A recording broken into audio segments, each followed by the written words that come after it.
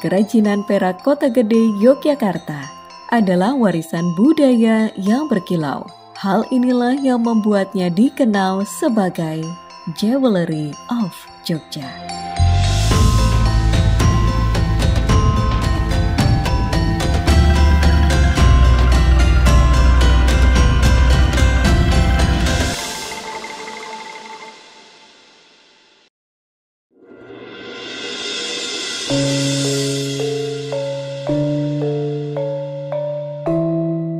Selamat datang di Kota Gede, Yogyakarta, kota yang terkenal dengan kerajinan peraknya. Di sini, kita akan melihat bagaimana perak diubah menjadi karya seni yang indah dan bernilai.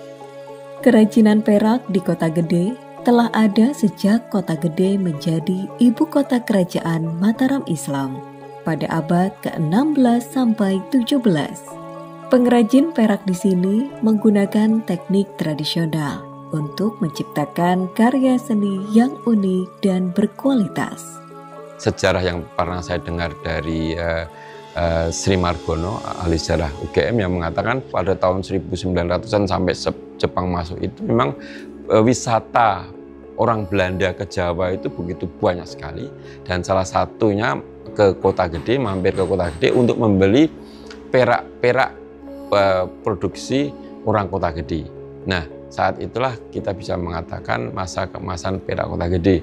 Masuk periode berikutnya pada Jepang, ketika Jepang datang, tidak ada pasar sama sekali. Saat itulah surutnya perak Kota Gede. Pada zaman era Soeharto, pemerintah Indonesia membantu dengan memberikan bantuan bahan baku. Nah, saat itulah perak Kota Gede masih bagus, bisa berkembang, tapi kemudian terjadilah krisis ekonomi tahun 98, di mana harga perak berubah dari 400.000 ke 3 juta.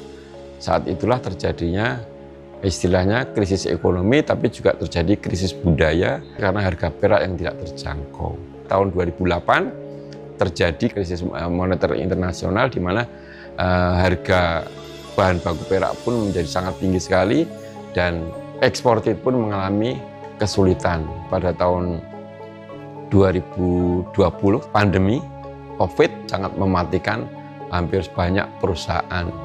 Dan kemudian sekarang ini alhamdulillah sudah bisa ada kembali lagi order, walaupun belum seperti pada masa lalu.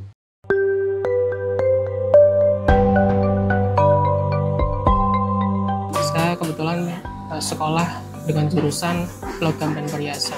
Kita sudah tahu ya bahwasanya Kota Gede ini adalah salah satu wilayah sentra pengrajin perak. Memang agak disayangkan sih, seringkali kita jumpai pelaku pengrajin perak tersebut rata-rata sudah sepuh, dan jaranglah kita temui anak muda itu yang mau bergerak di bidang ini.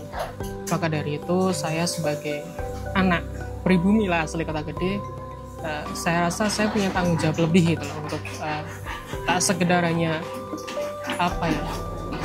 hanya untuk mencari uang dan lain sebagainya, tapi ada tanggung jawab di mana saya itu emang ini tuh budaya khas Kota Gede yang perlu kita lestarikan. Saya udah 23 tahun. Sukanya tuh mengenalkan kerajinan perak sampai ke luar negeri gitu. Kita harus secara detail banget itu. Seperti kawat-kawat yang di dalam-dalam gitu kan susah kita menjangkaunya itu, Pak. Dalam hal produksi perak, tentu saja kita melihat permasalahannya bisa kita bagi 3 ya. Pertama dari sisi bahan baku atau dan permodalan. Kelemahan kita adalah karena harga perak itu standarnya adalah internasional, dan pemerintah kita kebetulan konsisten dengan BUM-nya mengatakan bahwa harga standar perak harus tetap berdasar internasional. Juga masih ada tambahan, yaitu adanya tambahan PPN 10%. Nah, itu membuat harga perak kita menjadi lebih tinggi daripada negara lain. Yang kedua dari sisi teknik produksi, sampai hari ini belum ada sebuah institusi atau lembaga pendidikan yang mampu menghasilkan skill seseorang pengrajin yang bisa mempunyai skill yang siap untuk langsung bekerja. Yang ketiga dari sisi pemasaran. Kalau kita melihat yang namanya produk perak, perhiasan perak, itu konsumennya adalah orang luar. Artinya sangat sedikit orang Indonesia yang punya keinginan untuk mengkoleksi perak atau perhiasan perak. Nah, artinya apa? Artinya ketika tidak ada orang luar datang ke Indonesia, tidak ada pembeli datang ke Indonesia untuk membeli produk perak, maka satu-satunya cara, mungkin bukan satu-satunya cara ya, salah satu caranya adalah pemerintah seharusnya mendorong pengusaha-pengusaha yang masih eksis ini untuk ikut pameran di luar negeri agar mereka bisa menemukan pembeli-pembelinya. It's nice to see here the workshop, because in Spain there are a lot of shops where we can see the final piece, but it's nice to see the whole process. Yes, the whole process. It's really amazing to see how the people work. It's a mini little yeah. It's, the detail.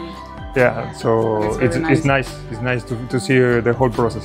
I personally have a lot of jewelry myself. I love wearing it, so I wanted to know how we do it. And we're currently here to learn more about the culture, so I thought it was a perfect experience to learn more about the jewelry here.